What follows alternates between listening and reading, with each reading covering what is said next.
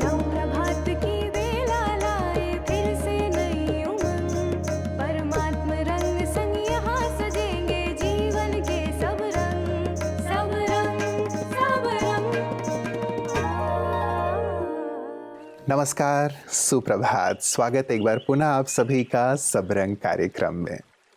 मित्रों, इतिहास हम सबको बहुत कुछ सिखाता है। साथ ही इतिहास के कुछ जो हमारे नायक रहे हैं वो भी हमें बहुत कुछ सिखाते हैं। शिवाजी महाराज, बहुत जंग की उन्होंने। एक बार शिवाजी महाराज के सेनापति ने मुस्लिम सेनापति को हराकर उनकी बेगम, जो बहुत खूबसूरत थे, उन्हें ले आए, तोहफे के रूप में पेश किया शिवाजी महाराज के सामने। शिवाजी महाराज उनके पास गए, उन्हें देखा, उन्हें आदाब किया और बहुत ही बाइज्जत अपने सैनिकों को कहा, इन्हें इनके खेमे में पहुंचा दिया जाए। पहुंचा दिया गया। चरित्र का एक सुंदर उदाहरण उन्होंने प्रस्तुत किया और सदियों से हम ये पढ़ते सुनते आ रहे हैं कि if wealth is gone, nothing is gone. If health is gone, something is gone, but if character is gone, everything is gone. चरित्र बहुत बड़ी संपत्ति है मित्रों, और इसी पर आज का सुंदर सुवाक्य है। आइए सुनते हैं। नमस्कार। चरित्र श्रेष्ठ बल है। चरित्रवान बनना एक बहुत अमूल्य निधि है। जैसे फूल खिलते हैं तो मधुमक्खियां स्वतः ही आ जाती हैं, इसी प्रकार जब हम चरित्रवान बनते हैं तो लोग भी हमारे आगे झुकते हैं। कहा गया है, if character is lost, everything is lost. इसीलिए हमें अपने जीवन के अंदर चरित्र के बल को समझने की आवश्यकता है। महात्मा गांधी ने बहुत सुंदर बात कही कि शिक्षा के द्वारा हम विद्यार्थियों को चरित्रवान बनाएं, यानी ये एक बहुत बड़ी आगे बढ़ने की सीढ़ी है। चरित्र का मतलब क्या है? बहुत ही साधारण और सिंपल, बहुत बहुमूल्य है। वो है कि जीवन के अंदर सद्व्यवहार करना, दूसरों को सम्मान देना और अपने पथ पर आगे बढ़ते रहना। तो आइए आज से हम चरित्रवान बनकर, अगर हम बने हुए हैं तो भी उसके महत्व को समझकर दूसरों को भी चरित्रवान बनकर उनको भी हमारी बात को समझने का मौका दे। ओम शांति। मित्रों, ईश्वर ने सबको विशेषताओं और योग्यताओं से भरा है। कहते हैं गॉड नेवर क्रिएट्स गार्बेज।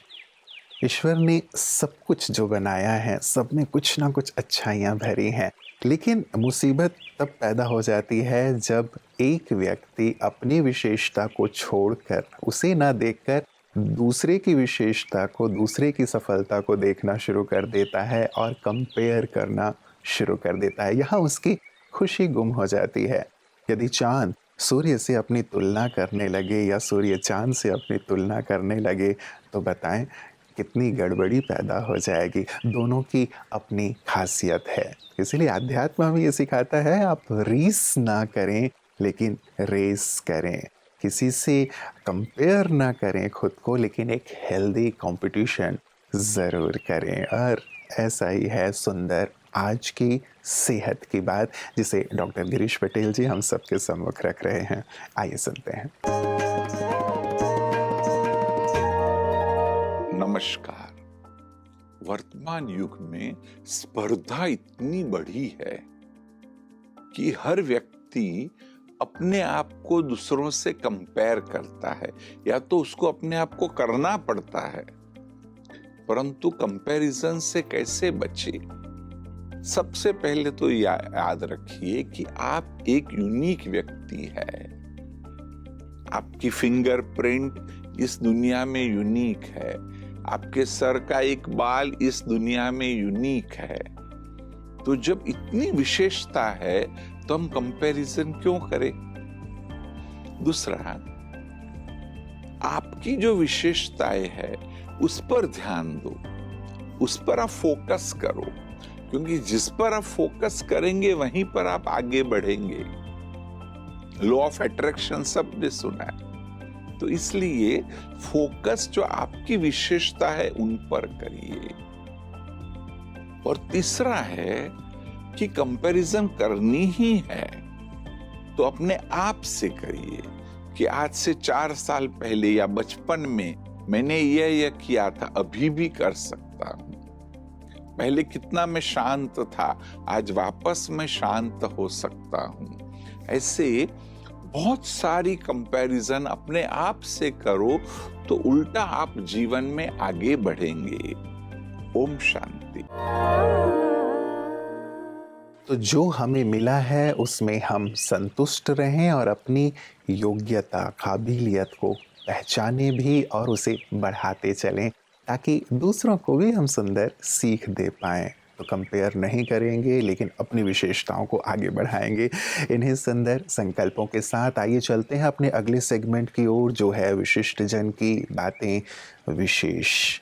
तो ये सब भी विशेष इसीलिए बने हैं क्योंकि इन्होंने अपनी विशेषताओं को पहचाना, उसे कार्य में लगाया।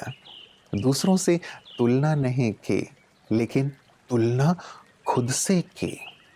अपने आप को जैसे योग्य से योग्य और बेहतर से बेहतर बनाने के लिए इन्होंने प्रयास और पुरुषार्थ किया। सचमुच जो बड़ा होता है वो अपने आप से ही कंपटीशन करता है, किसी दूसरे से नहीं करता। अपनी कमियों को पीछे छोड़ता हुआ अच्छाइयों को आगे बढ़ाता चलता है, इसीलिए तो वो विशेष बन जाता है। तो आज हमारे विशेष अतिथि हैं जिन्हें आप देखते रहते हैं, भली भांति जानते हैं। आप हैं श्री रविशंकर प्रसाद जी, जो कि भारत सरकार में कानून और न्याय मंत्री हैं। साथ ही सूचना और प्रौद्योगिकी मंत्रालय भी आपके अंतर्गत आता है। आपने डिजिटल इंडिया बनाने में अपना विशेष योगदान दिया है। आइए मिलते हैं श्री रविशंकर प्रसाद जी से।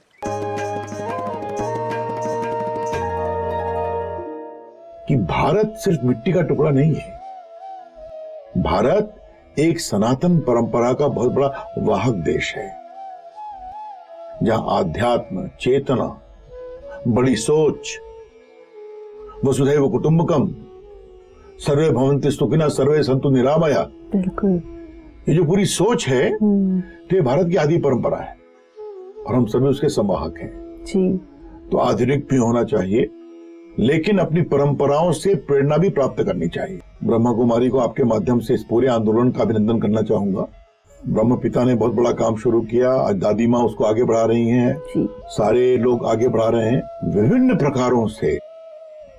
नव जागृति, नव चेतना और ध्यान, आत्मा का सशक्तिकरण, एम्पावरमेंट ऑफ द सोल, ये ईसेंस है भारत के दर्शन का।